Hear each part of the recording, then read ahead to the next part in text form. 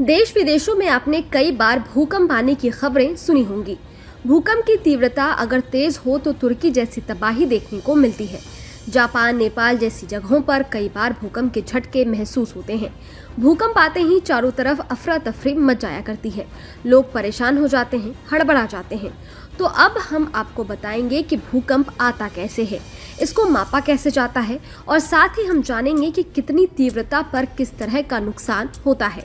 भूकंप कैसे और क्यों आता है, इससे वैज्ञानिक रूप से समझने के लिए हमें पृथ्वी की संरचना को समझना होगा। दरअसल हमारी पृथ्वी टेक्टोनिक प्लेट्स पर है।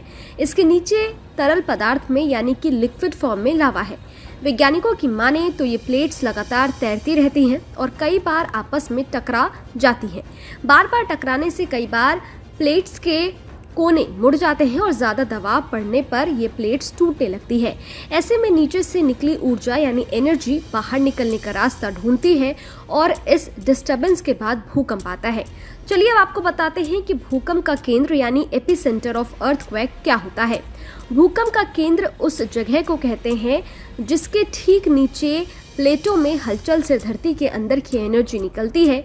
इस जगह पर भूकंप का असर सबसे ज्यादा होता है और सबसे तेज कंपन होती है। कंपन की आवृत्ति जैसे जैसे दूर होती जाती है वैसे वैसे इसका असर कम होता जाता है।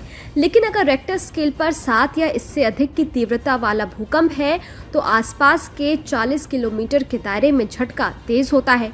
ये इस बात पर निर्भर करता है कि भूकंप की आवृत्ति ऊपर की तरफ है या दायरे में है। अगर वाइब्रेशन ऊपर की ओर है तो कम क्षेत्र प्रभावित होगा।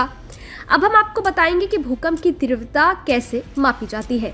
भूकंप को मापने के लिए खास स्केल होता है जिसे रेक्टर स्केल कहते हैं। रेक्टर स्केल भूकंप की वेव की तीव्रता मापने का एक गणितीय पैमाना होता है। इसे रेक्टर मैग्नीट्यूड टेस्ट स्केल कहा जाता है। रेक्टर स्केल पर भूकंप को इसके सेंटर यानी एपिसेंटर से 1 से 9 तक के आधार पर मापा जाता है।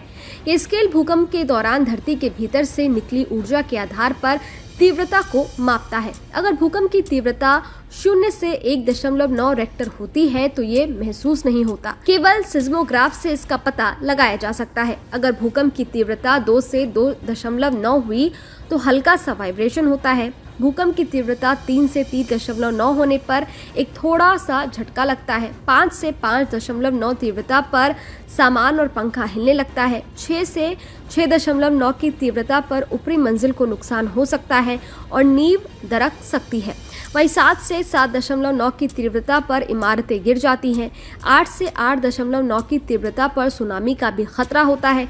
इसके अलावा पुल या बड़ी इमारतें एकदम गिर सकती हैं। अगर भूकंप की तीव्रता 9 से ऊपर पहुंच जाए तो खड़े होने पर भी पृथ्वी हिलती हुई नजर आएगी। T news nation.